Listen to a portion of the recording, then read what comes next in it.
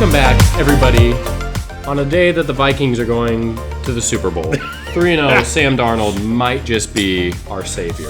Sorry, Kirko, but anyway. No, I'm not getting overhyped. I'm not Minnesota Viking fans. To the bowl. No. I will tweet that every Sunday because we're going undefeated straight to the bowl. Oh, man. See you there, Kansas City. Okay. This is not a sports podcast. This is the creative moment. Dante Bullhauer, Jamie Bullhauer, both artists in our own respects. He's a writer, poet. I'm a photographer, digital media, like video stuff, as you well know. And we are on season 7, episode 4. Again, this is part 3 of our start of our 7th season kind of series where we go through the creative process. Again, if you haven't watched this video and then go back, watch the other ones where we break down parts 1 and 2, and then our first episode of the season is our synopsis, our syllabus episode, basically. So today we are talking about the work, the finished product, and that sort of thing. Part 3 of our 4-step process. So let's go ahead and get into it. Oh, my Finally. Been hitting the weight room lately. Jeez. Okay, so yeah, today we're talking about the finished product, the actual work, the piece of art, kind of what part that plays in the creative process. Well, and I've got these questions based around this because part 2 is also the work, but we really talked about setting. Like, it's really important to set it up so you sit down and you get it done, whatever it is. So, little story, really quick.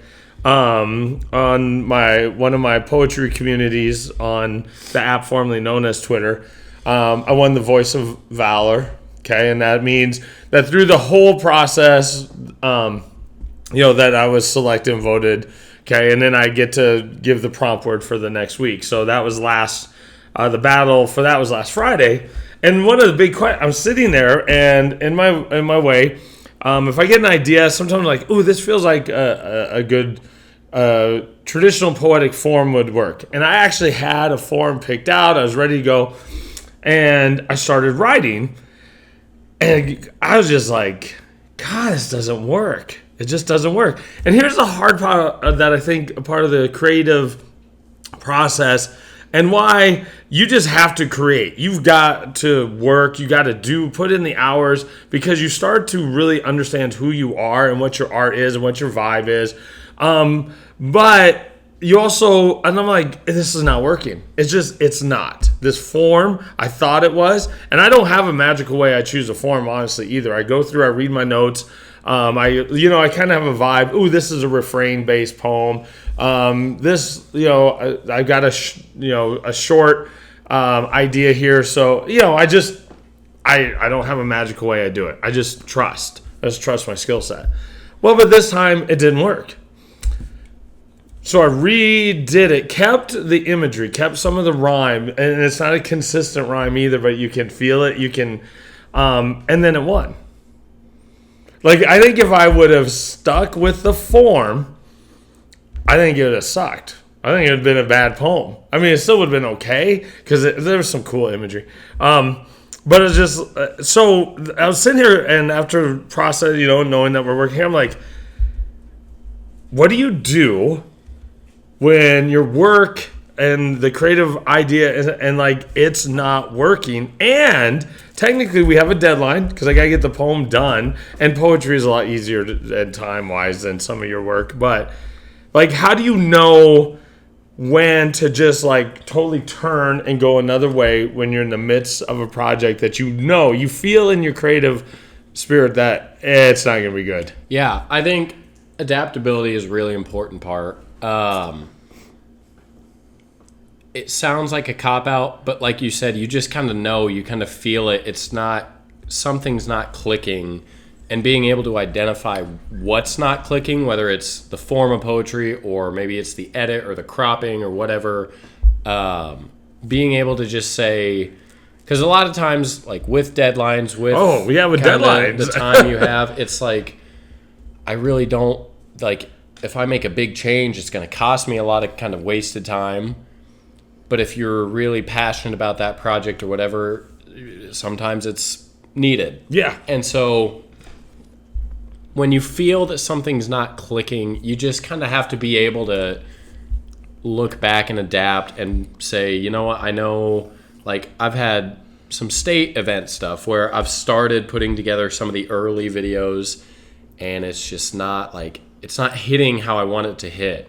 And that's really time sensitive, but at some point you got to be like, okay, it's just not working. You have to go back and change. And so just being able to recognize that and have that adaptability, I think, is really important. And I think being able to adapt, it connects to some of our other talks, though, is you got to have a good, strong, and a little bit of a wide skill set. Yeah. Like, because if you don't know how to do anything else, you can't adapt anywhere. You can't adapt. Or you're trying to learn a new edit or some, like, and then you're wasting more time in that moment. And then that's kind of like just some of the other stuff we talked about. You got to learn. You have to practice your craft. You have to be able, and that allows you to adapt. Yeah. So like I find this probably most common in graphic design because I'm probably the most widely versed in it. I know probably more about Photoshop than I do about the video editing programs. I mean, Lightroom's kind of same thing, but I'll be building a background or building a graphic or something, and it's just not, like, it's just an innate feeling. It's not clicking, and it sucks because I have like 20 layers built up, and I'm like, it just doesn't feel right. And you just have to kind of, I usually don't delete them. I just hide them. I'm like, maybe we'll come back to it. But just to start over, and I'm like, let's just try this type of vibe. Instead of the like grungy, hard, kind of dirty vibe, let's try a more clean, modern type thing. And yeah, it does feel, and it is somewhat wasted time, but at least it's wasted time with progress kind of built into it. Yeah. You know what doesn't work, and then you can move on to the stuff that is actually clicking, feels right, gets you to a better finished product than just sticking with your kind of not feeling right vibe. And I think new creatives, it's also practice of trusting your instincts. Because that takes some courage, that very first time, like, that's hard to do until you're really into your skill set and your vibe. Yeah, and it takes a little humility too to be like, you know what, this was bad. I did a bad job on the first that poetic form was just making it like, I'm like, oh my gosh, what? So yeah, you have to trust your abilities, but also realize you're not going to hit a home run every at bat. And so being able to say, this wasn't my best work. Let's go back to the drawing board and fix it. And then use kind of like I just kind of like just said, okay, I'll hide some of these layers. And I'm like, I still use some of the lines. I just did some different stuff with morph it. it. Yeah. So then that leads. I got other questions too if we get there. But so how do you know then? In this part, because this was when we got a deadline. We had to deal a little bit, but yet still, how do you know when the project is actually done? When it's ready to head out. That is, I feel, for all creatives, a very gray line. I'm going to reference Peter McKinnon again. He has a quote, done is better than perfect. And walking that line is a very fine one, because your standard is your standard. And we've talked about meeting your standards before uploading, exporting, delivering, posting, whatever. But you can always kind of improve your work to some extent. There are and this might sound bad, but it's really not. There are very few projects where I think, oh, this is the absolute best I could have ever done at all. Like, there's literally nothing I could add to this video or nothing I could add to this photo to make it better. There are very few things, because I'm always trying to grow, learn, whatever. Yeah. And so I think it's a very gray answer, but you have your standard, you have your deadline, wherever you try to get those to match. Yeah, wherever they meet.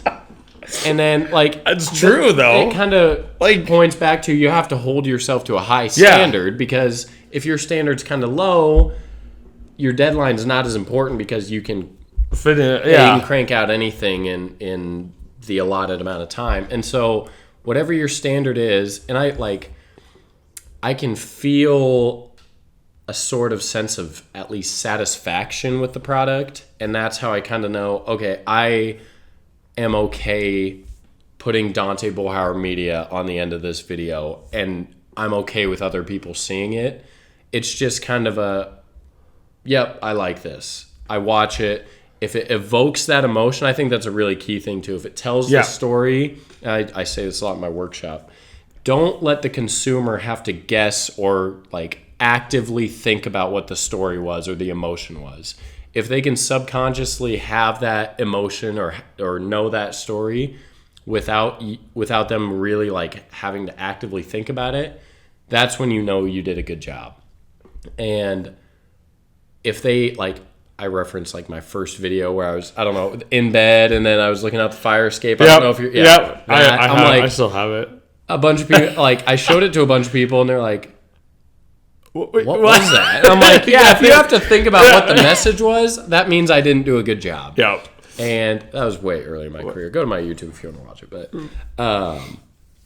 if you can, like with hype videos, if you can get through the Hastings High hype video I made a few years ago, I felt like I told the story really well, and the consumer didn't have to actively. Yeah, they get to be lost in the emotion. Yes, and so I think your standard, and then if it tells the story, evokes the emotion without an effort from the viewer or consumer, I think that's probably when you know, okay, I think it's done. And maybe that takes sending it to family, friends, say, hey, what does this make you feel? And that was one of the parts I was talking about. You should always try to get feedback as best you can and take it as needed.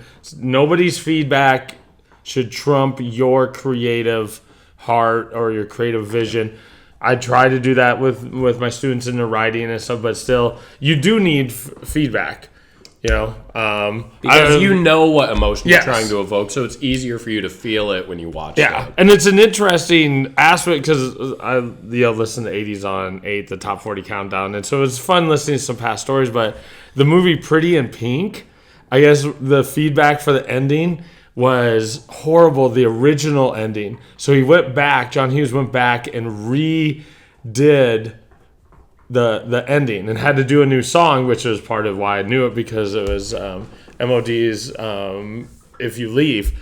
But it was like they said everybody hated it, and he's like, okay, let's change. Because in the end, for I think all of our creative work, and we talked about this too, the consumer or the reader or the viewer or what, you got to build that bridge. I think that's a part of how, as what you're talking about, because you're talking about, do they get the emotion, is that bridge you build for them so that they may enjoy whatever emotion that you're getting from them. So getting feedback somehow a little bit, I think is a part of this step.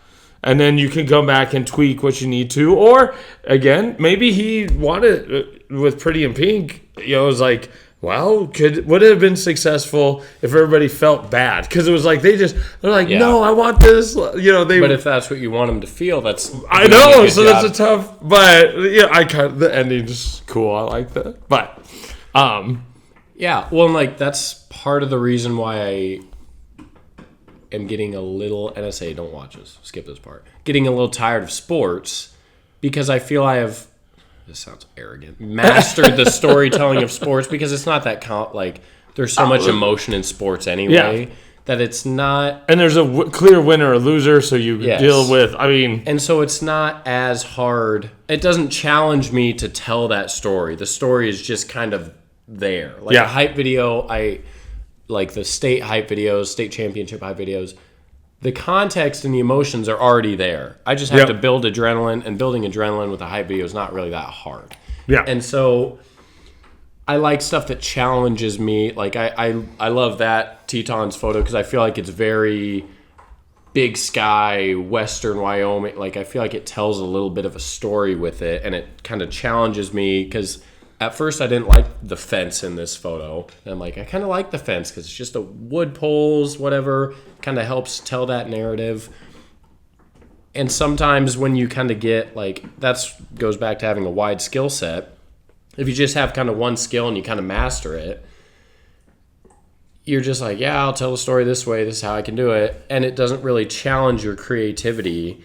And that kind of leads you to get to that kind of, oh, I know what's good enough. I'll just kind of that complacency factor. Yeah. All right. So we got a kind of a hard question per se. So we talked about the finished product. We talked a little bit about when it goes wrong. But how do you handle a project when, for whatever reason, could be deadline, could be energy levels down, burnout, but you feel like you're drowning? Like all of a sudden it's you've bitten off too much, or you can't get or life just hits us, because we have to deal with that too. You're creative, you're a human. Something bad happens, but you got projects but you feel underwater at this moment, because we usually don't feel underwater before. Now we might have an inkling that that deadline's a little tight, but we know that, you know what I'm saying? You don't get to feel underwater until you're in this part. How do you handle it? Not gonna lie, I struggle with it. Well, I'm not it's hard. I feel like every September I'm underwater. September is flash flood warning for Dante Bohauer Media. I think just taking it kind of one step at a time. There's processes to the work and the editing and the revising and all that, and just saying, okay, whether the deadline's tight or it's just a really, really big, expansive project, just what's immediately needed now. Okay, move on to that. Okay, like if it's just, okay, lay the clips on the timeline. Okay, then what? Then the effects, then the color. Instead of looking at it on such a macro level, kind of shrink it down so that it feels more manageable. Again, deadlines can make that tricky, because a lot of times hype videos now, I used to be able to crank them out in a couple hours, but I put so much time and kind of thought into them now that it's a 2-day, depending on how much I can work on it, it's probably a 2-3 day process to really tell the story. I think this is actually a really helpful tip. If you feel kind of, oh, it's overwhelming, take a 10-minute break just away from everything, put it in a separate room, go for a walk, whatever. Come back to it and just say, all right, what do we like, what do we don't like? And then just kind of move step by step from there and just shrink the process down.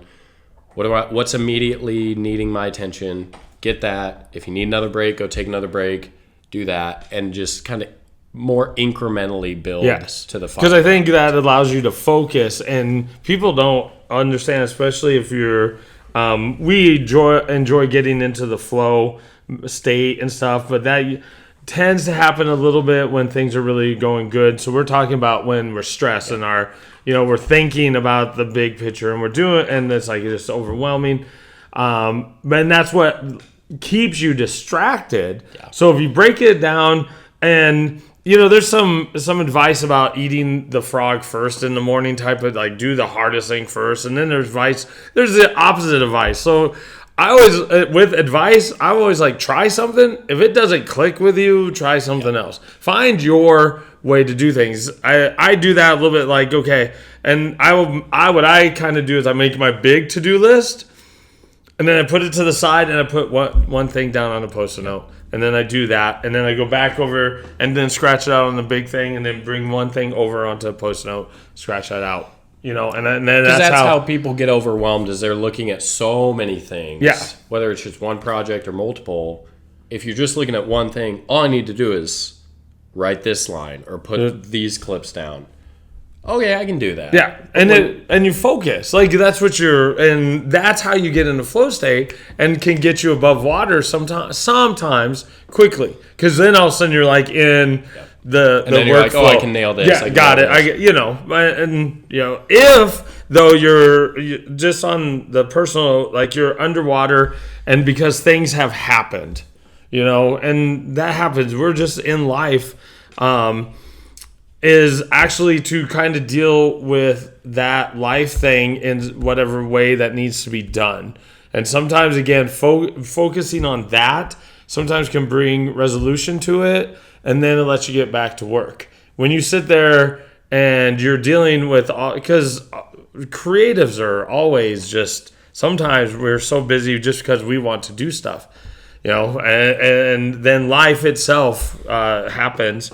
So I guess the baseline though is just get focused on one thing, handle that, then move to the next aspect. Yeah. Just kind of take it slower. Again, like very little deadlines or life and death. Yeah. I just delivered football posters in week 4. Yeah. Well, that's okay. We just started seeing football posters. Yeah. At our school too. So it's like very few things are like, I absolutely need this right now. Otherwise, you're gonna lose $100,000. Like very little things are like that. So if you need more time, you're just like deal with the life thing, deal with the underwater feeling, and just take it step by step, day by day type thing. Yeah. All right. Yeah. There's my question. That's just my thoughts as we're. I think I'll throw out a question. So you came with the heat. Just throwing 100-mile-an-hour fastballs down the pipe. With your finished work, with your when you post it, publish it, send it off, whatever.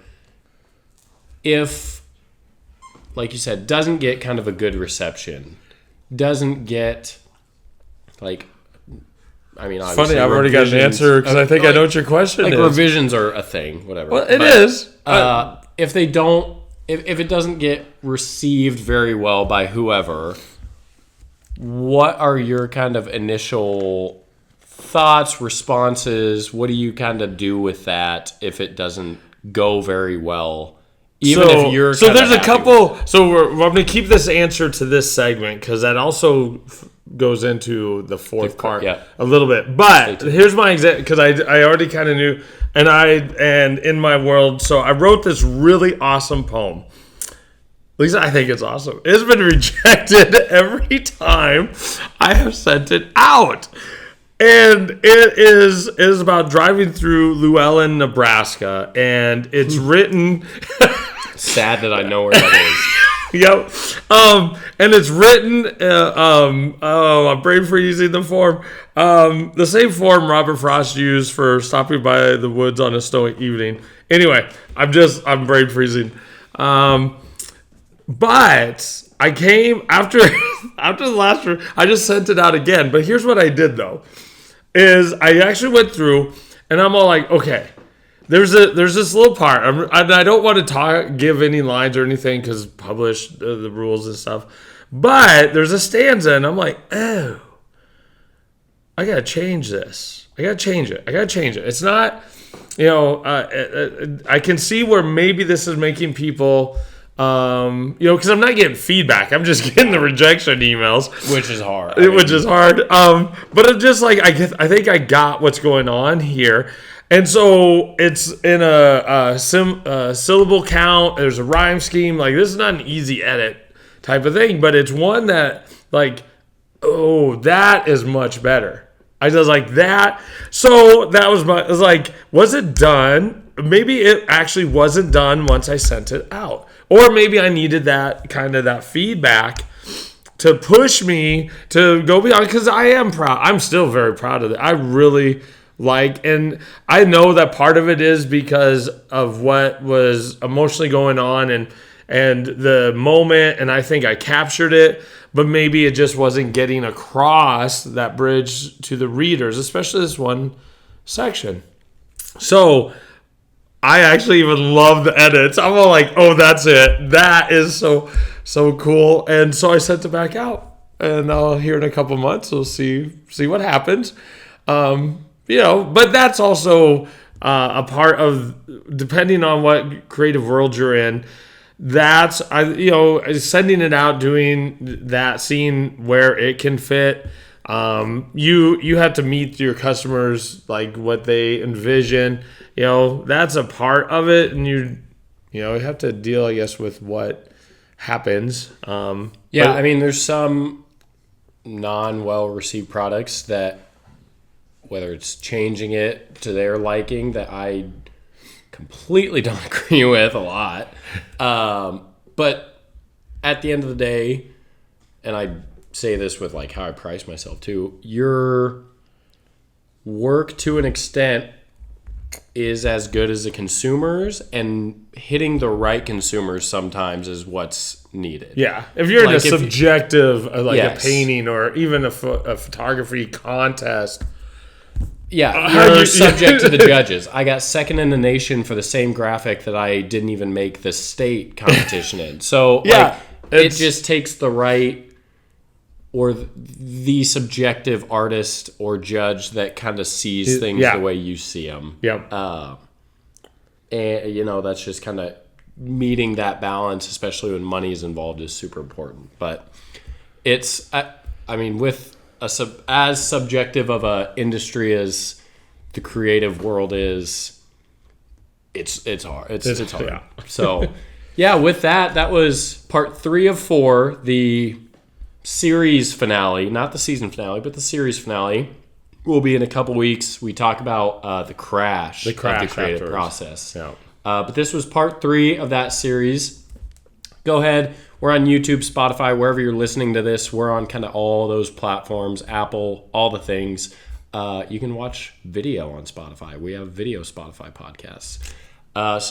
Check us out. Thank you guys, as always, for the support across everywhere. Like, comment, subscribe. Do all the things if you like the podcast. Again, go check out kind of the start of season 7 where we break down parts 1 and 2. And we'll see you guys for the series finale in a couple weeks.